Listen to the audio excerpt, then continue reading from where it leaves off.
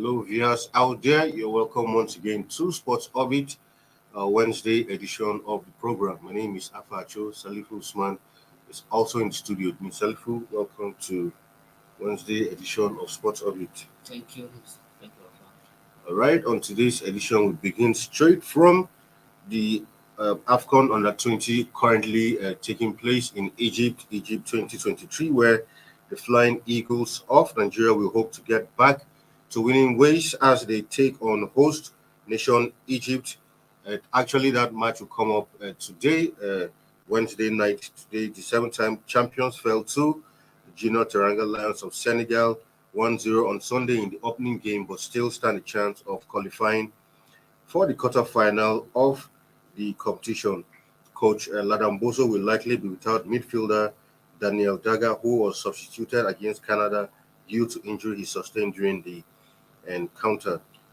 For the Egyptians, the Young Pharaohs game against Mozambique ended in a stalemate on opening day, and the host nation has only 1 point and will battle the Flying Eagles hard for the 3 point inside one of the biggest football arenas on the continent.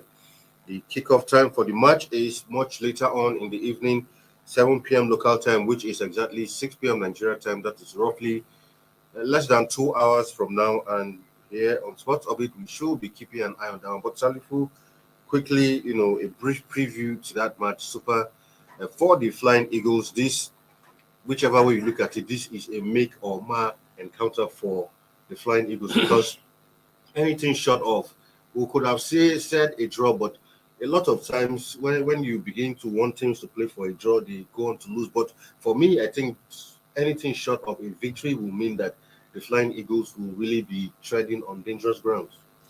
Yeah, absolutely correct. Anything short of victory,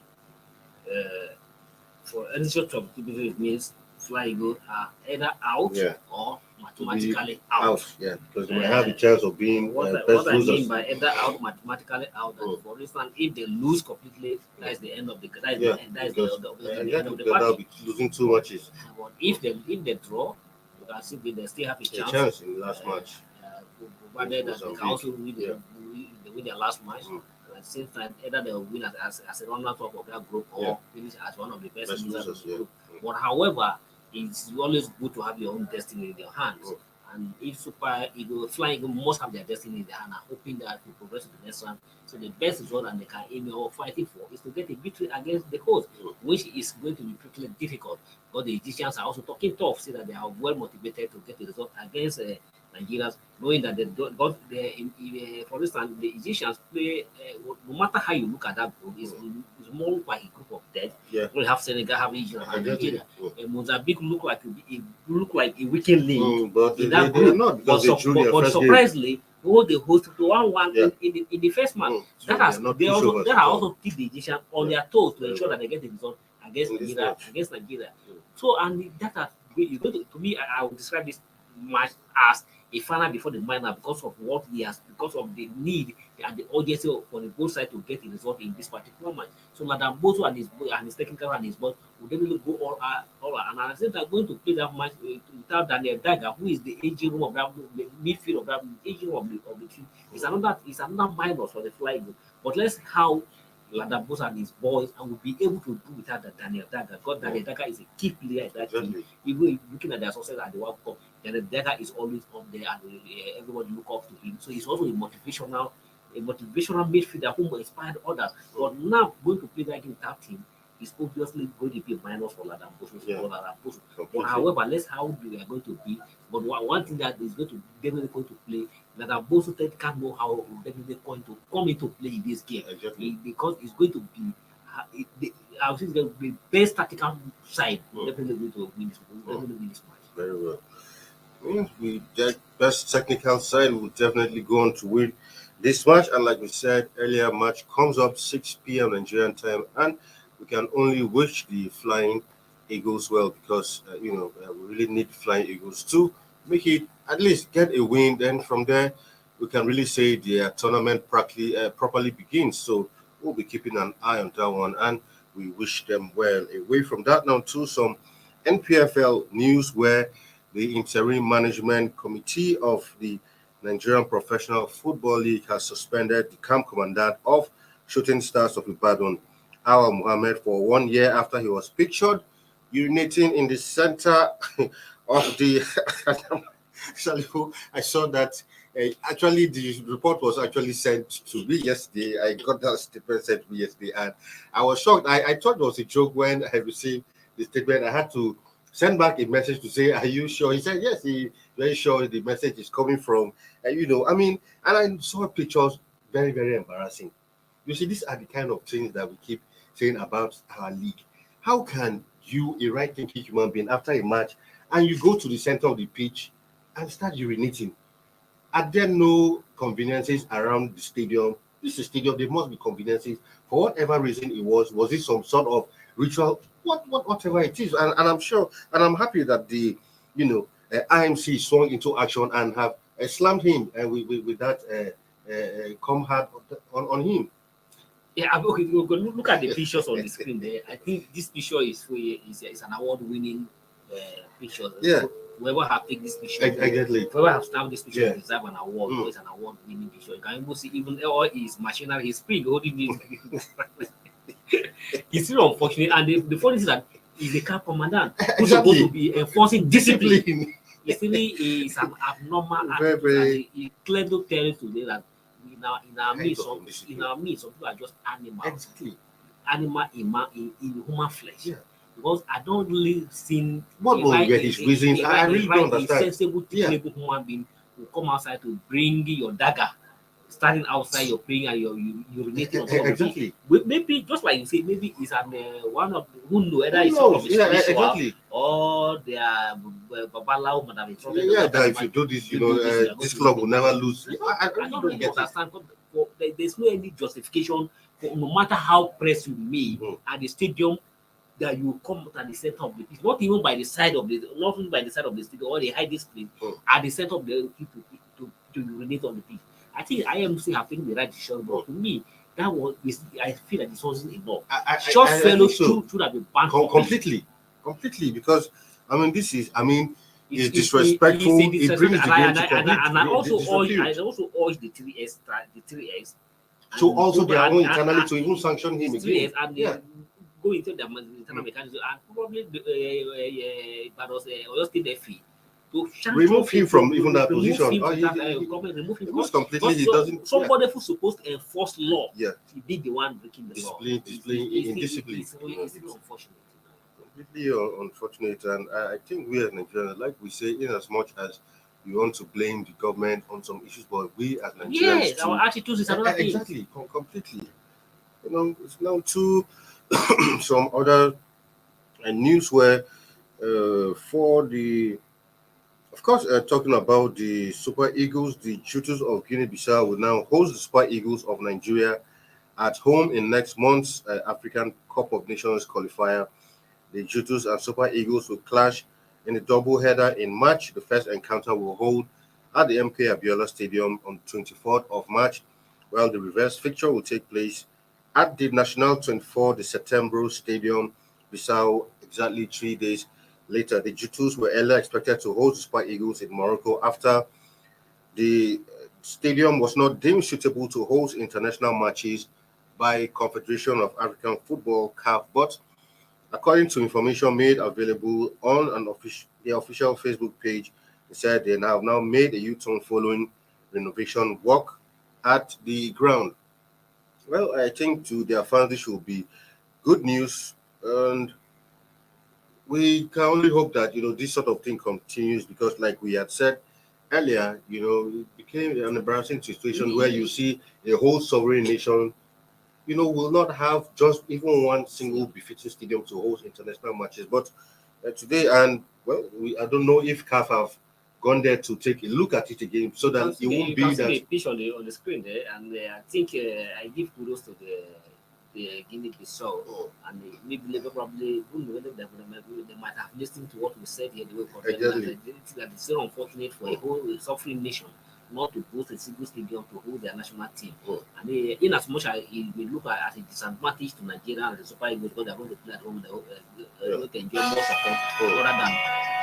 more support other than play away at the other than play away at the Moroccans that may have should have given the Super Eagles more the advantage.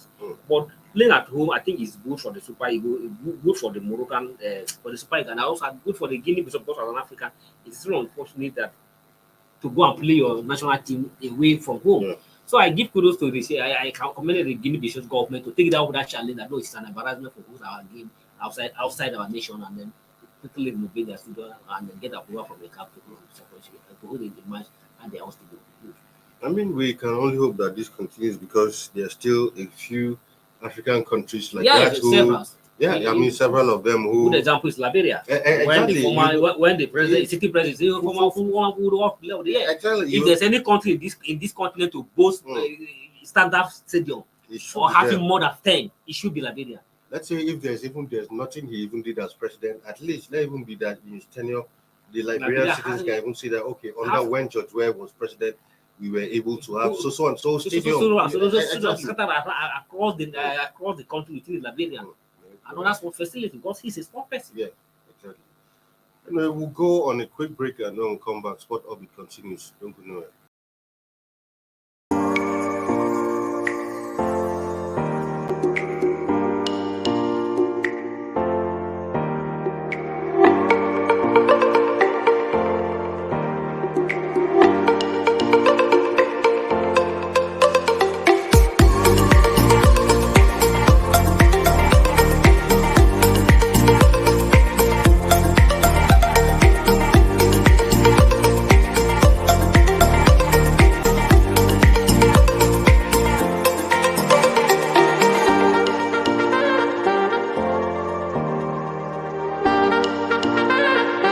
For sponsorship and advert placements, please contact 080-3688-6158. Last Word Leadership Podcast Studio. You have the last word.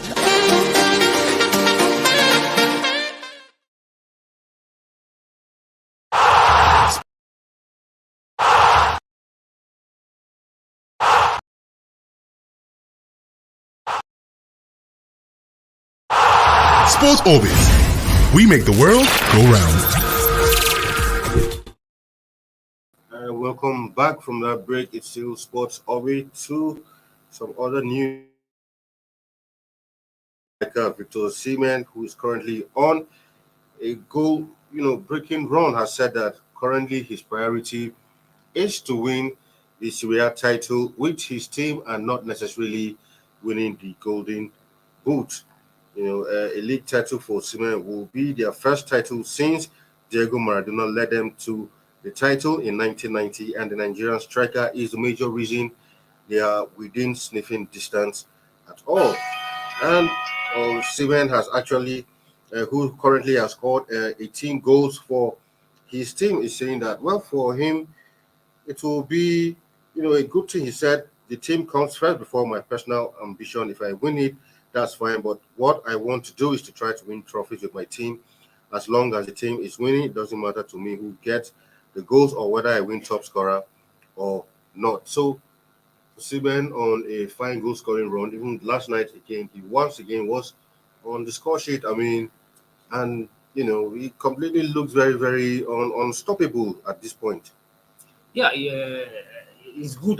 So what matters is the title that he won at the end of the match, the Golden Boot. And it's good that it's not about individuals award, but when you collectively win the title, is that counting at the end of the day? People will count, okay, you won the Serie A title. So nobody will remember that you even win the Golden Boot as the top scorer in the league. But when you won the title, it stay for long. People will remember. And at the same time, more importantly, that if Osimhen, by the special grace of God, the way it's going, which they're going to achieve, if Napoli at the end of the day win the league season at the end of this season, Osimhen's name will go into a record.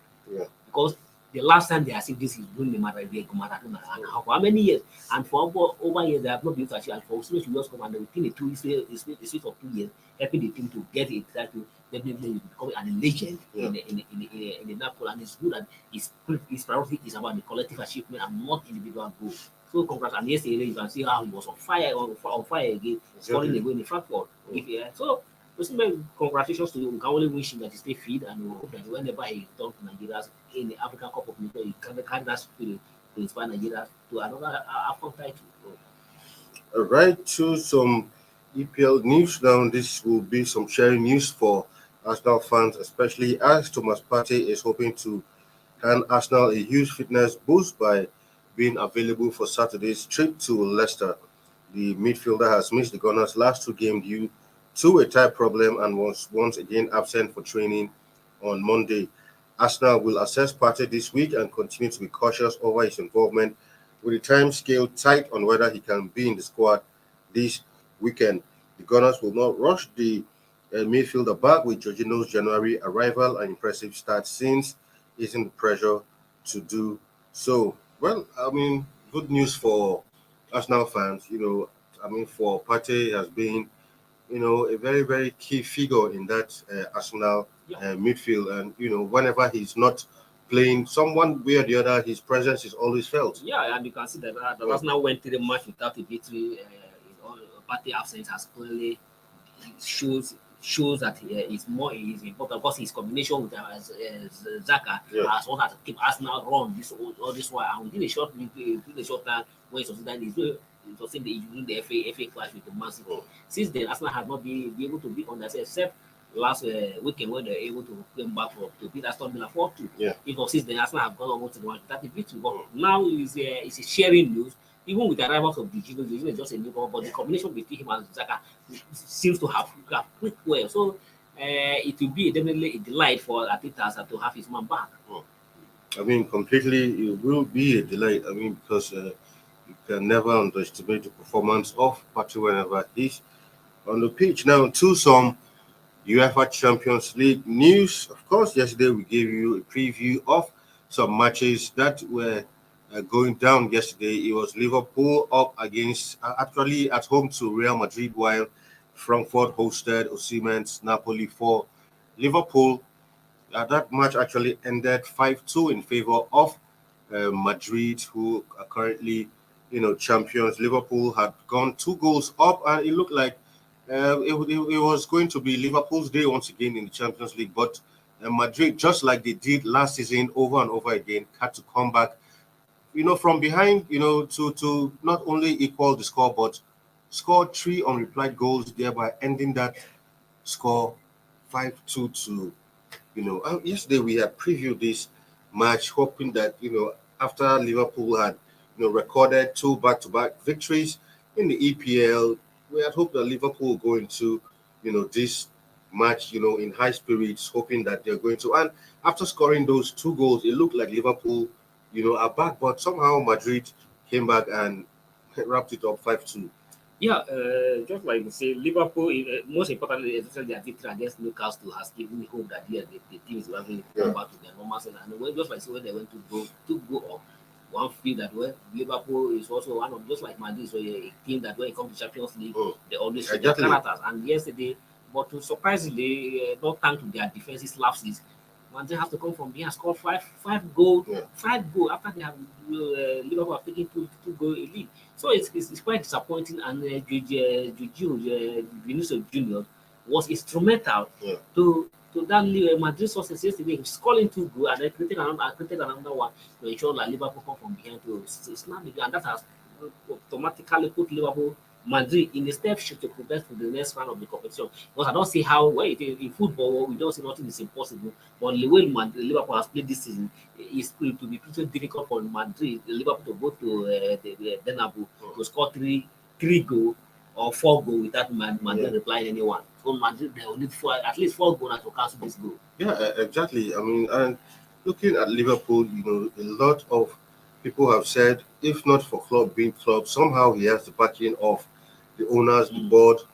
I'm sure if you were some other teams by now, Klopp would have been shown the door. And I think when you look at what Klopp has achieved for Liverpool, it's difficult to just ask him to leave, because one can agree that, maybe he's just going through a rough patch. Maybe Liverpool needs some, after some teams enjoy some period of success, a time comes when you need to just rejig the team. Maybe it's because letting Klopp go, for me, I'm not in support of that, because this is a manager who won you your first title in 30 years won you a Champions League. I mean, One last Champions season, League. last season even won two trophies, for win. So, what could really be the problem at Liverpool? Is this just a case of Mane's absence, or is it beyond money?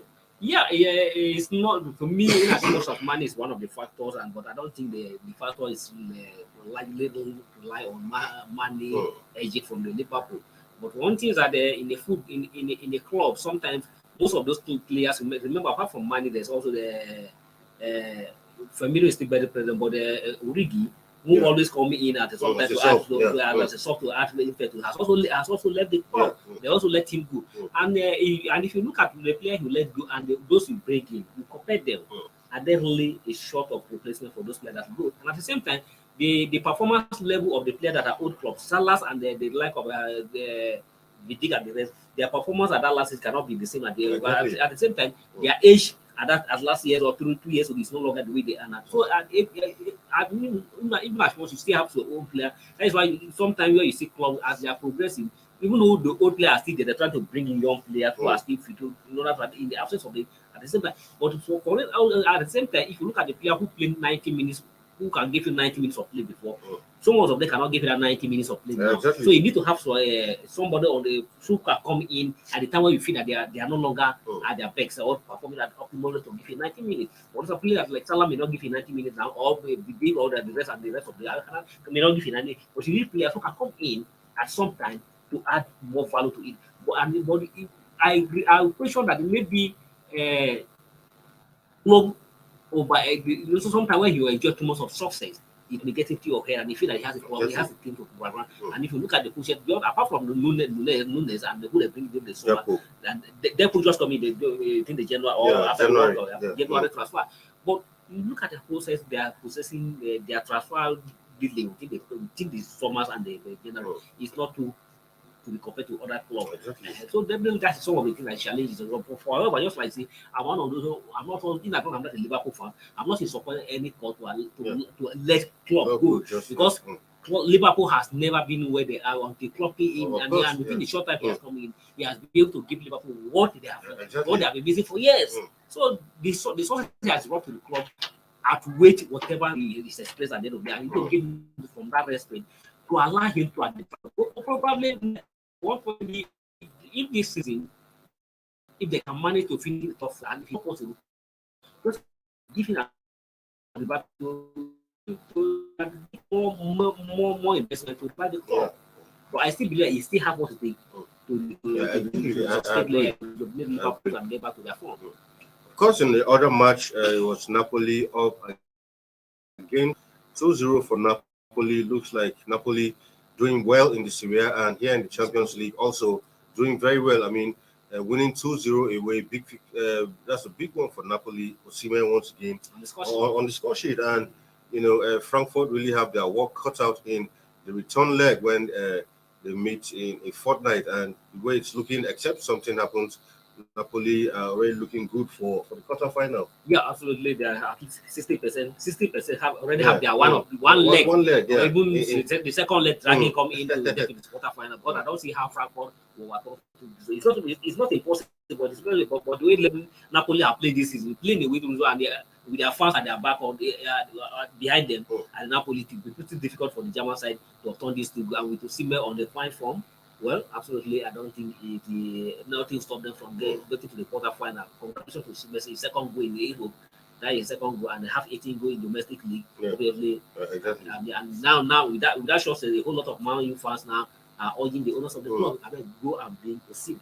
Yeah, I mean, it'd be nice if they even try to sign a pre-contract agreement before the end of the season, because for this kind of player. But my only fear is that African player never have it good in Man U. That's my only fears. How many African players have played in Man U? But for instance, at the same time, even if you look at African women, never have been good play good in Man U, and at the same time, Man U don't even particular African player. No, for instance, if you look, if you got a coming to my mind, if you record the Angolas, there is one Angolan player who went to my before. He was simply not good enough. So in fact, many players who have went not many. No. The team is what would patronize Africa.